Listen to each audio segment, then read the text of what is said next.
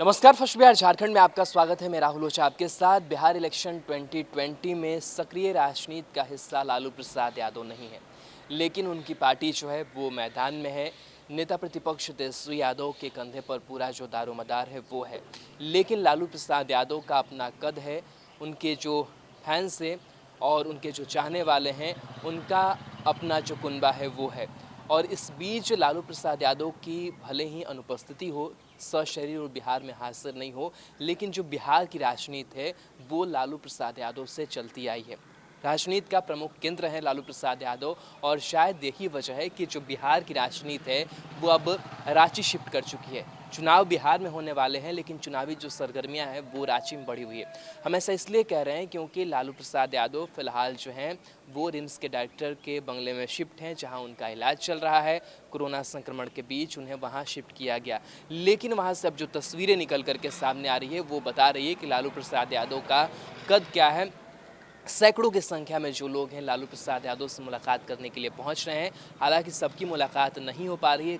कई जो दावेदार हैं वो पहुंच रहे हैं लालू प्रसाद यादव से मुलाकात करने के लिए। जो जमावड़ा है वो लगा रह रहा है उनके बंगले पर। लेकिन इससे इतर एक और खबर, महत्वपूर्ण खबर है, वो खबर ये है कि जो पार्टी है जेएमएम, जो हेमंत सोरेन की पार्टी है, वो पार्टी अब बिहार में एंट्री करना चाहती है। जब वहाँ पर चुनाव हुए थे तो आरजेडी जो है वो शामिल हुई, लेकिन अब जो जेएमएम है वो ये चाहती है कि बिहार में भी उसकी हिस्सेदारी हो और आरजेडी के साथ गठबंधन करके जो चुनाव है वो बिहार में लड़े। और यहाँ पर चर्चा ये है कि 12 सीटों पर जो जेएमएम है वो अपना उम्मीदवार उतारना चाहती है, और यही वजह है कि उनके बंगले में जो हेमंत सोरेन की भाभी हैं सीता सोरेन, उन्होंने मुलाकात करी। साथ ही साथ खबर ये भी निकल कर के सामने आई कि खुद हेमंत सोरेन ने भी जा करके लालू प्रसाद यादव से मुलाकात कर ली है। लेकिन लालू प्रसाद यादव तो शामिल हो गए सरकार में वहाँ की, लेकिन क्या यहाँ जो बिहार इलेक्शन 2020 के होने हैं उसमें क्या लालू प्रसाद यादव चाहेंगे कि जेएमएम की जो एंट्री है वो बिहार में भी हो?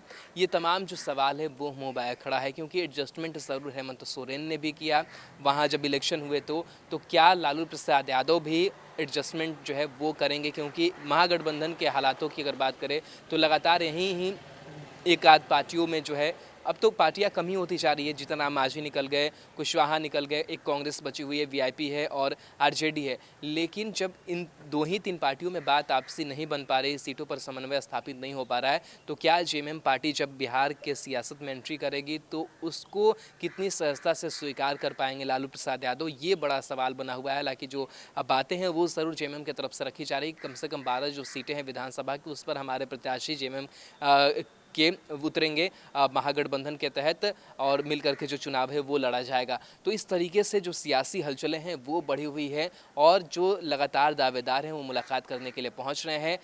लालू प्रसाद यादव खुद इन तमाम चीज़ों पर जो नज़र है वो बनाए हुए हैं। हालांकि परेशानी ज़रूर है क्योंकि वो सशरीर उपस्थित बिहार में नहीं है, लेकिन अब जो बिहार की राजनीति है वो शिफ्ट हो चुकी है रांची में, और रांची में भी जो सियासी हलचलें हैं वो काफ़ी ज़्यादा बढ़ी हुई है।